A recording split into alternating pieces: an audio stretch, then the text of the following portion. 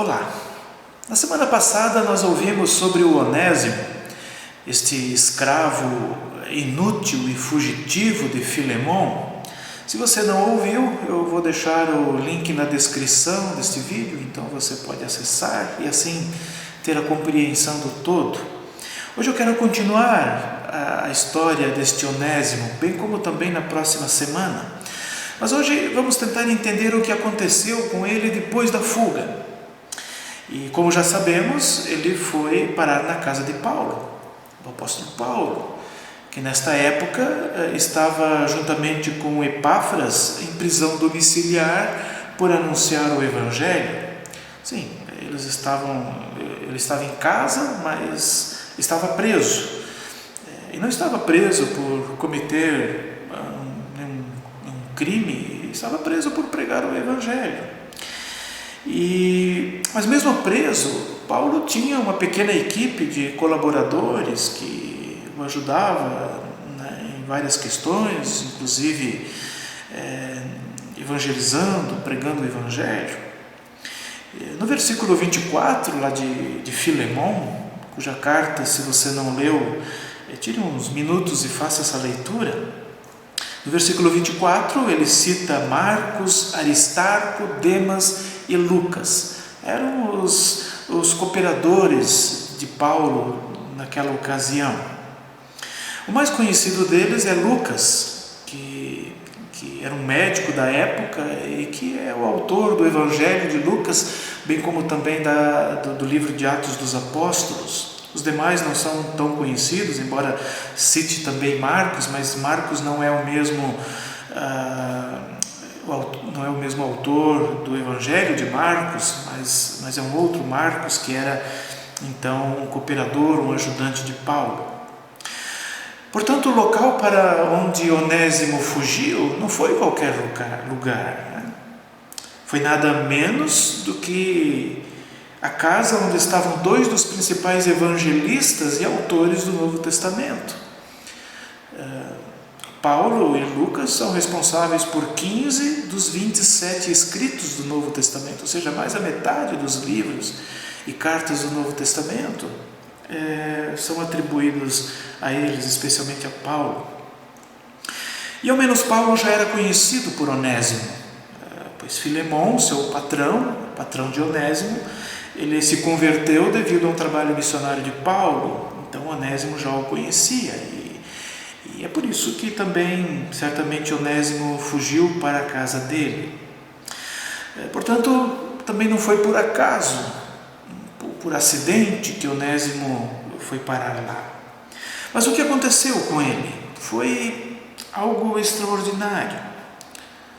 O que aconteceu com Onésimo lá durante aquele período.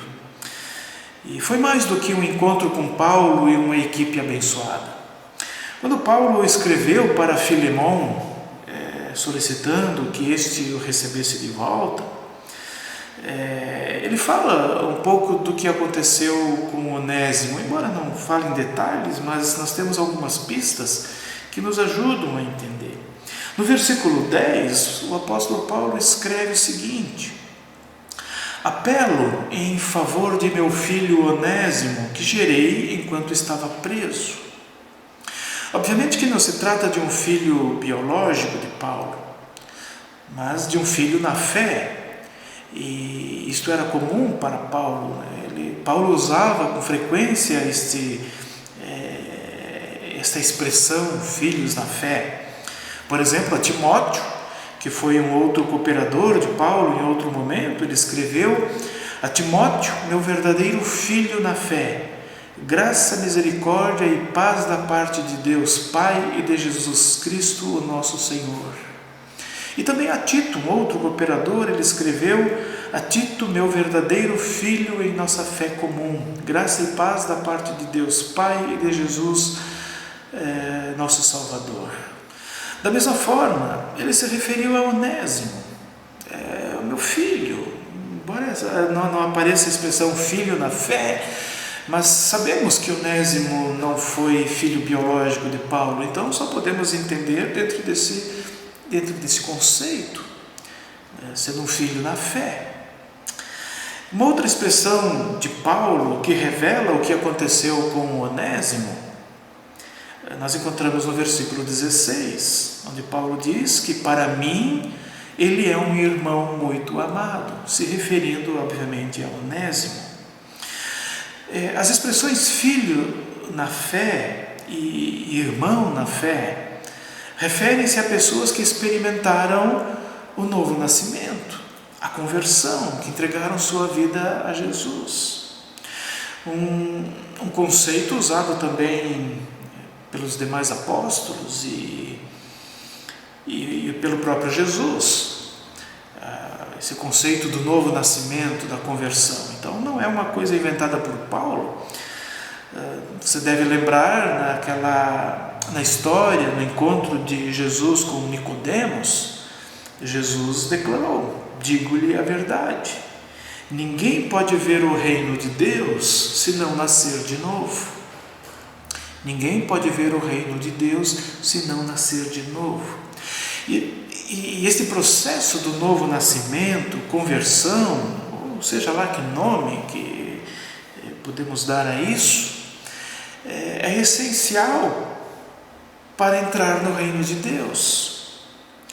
E um detalhe, esse novo nascimento, a conversão, ela é intransferível e não é hereditária. Ou seja, cada pessoa, cada indivíduo precisa, de forma pessoal e individual, passar por isso, experimentar o novo nascimento, nascer de novo.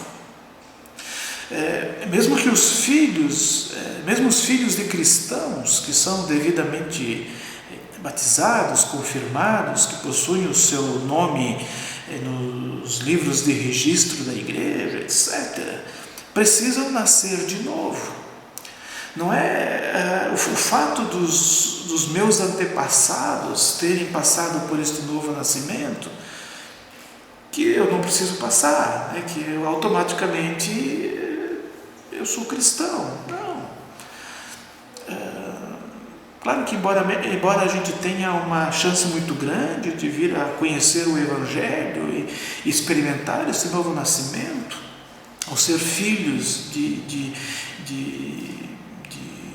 cristãos, mas por mais crentes que sejam os nossos pais, nós também precisamos nascer de novo.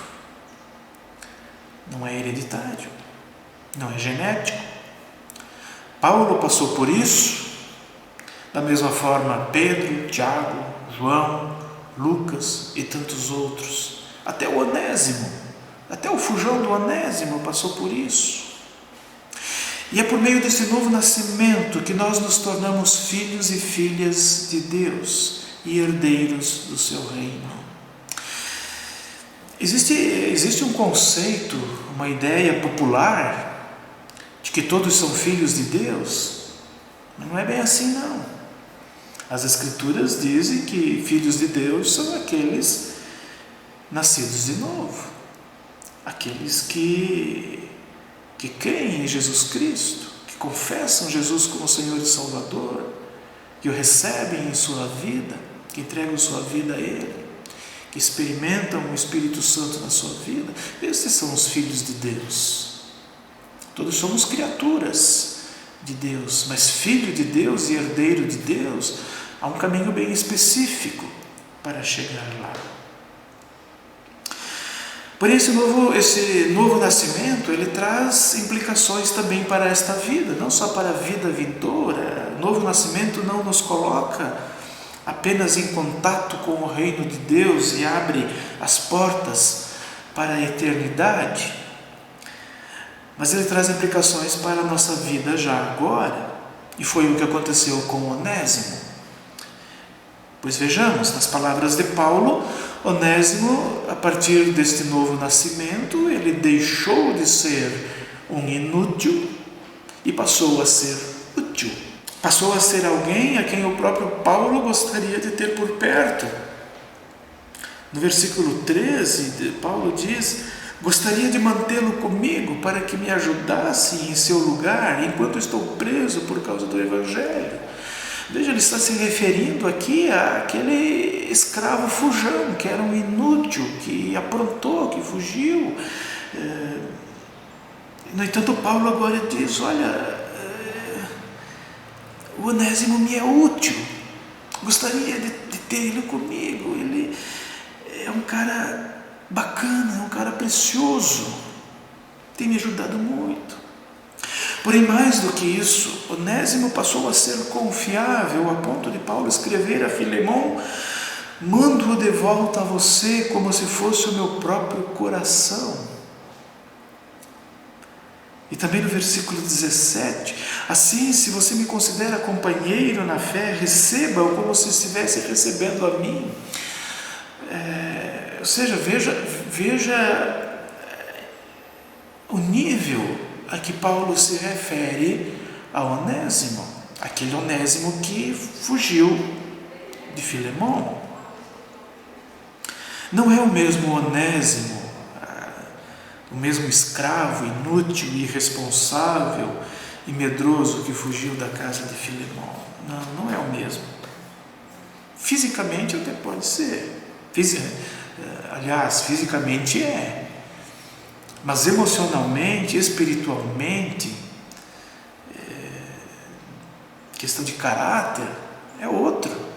É o Onésimo livre, salvo, transformado, útil e irmão na fé. Ele serve Paulo e se propôs a voltar para Filemão, para servi-lo. Não porque é um escravo, mas porque se reconhece um servo de Deus e livre para servir em amor. Ou seja, ele quer retornar para Filemão para fazer diferente do que ele estava fazendo antes. Era outro homem, outro rapaz. É isto que o novo nascimento faz na vida de todo aquele que o experimenta. É isto que o novo nascimento tem feito com pessoas ao longo da história, transformado essas pessoas de inúteis em úteis para o reino de Deus. E é isso que o novo nascimento continua fazendo no dia de hoje e até a volta de Cristo. Mas e você? Já nasceu de novo? Esta é uma pergunta importante que precisamos fazer. Eu sou nascido de novo? Quais mudanças este novo nascimento trouxe para a sua vida? Há algo perceptível em tua caminhada que possa caracterizar como um novo nascimento? Reflita sobre isso e ore ao Pai sobre isso. Ore ao Senhor sobre isso. Na próxima semana nós vamos aprofundar a reflexão sobre as mudanças que este novo nascimento proporcionou a Onésimo e também aos que estavam próximo a ele. Não perca. Nos vemos lá. Que Deus te abençoe.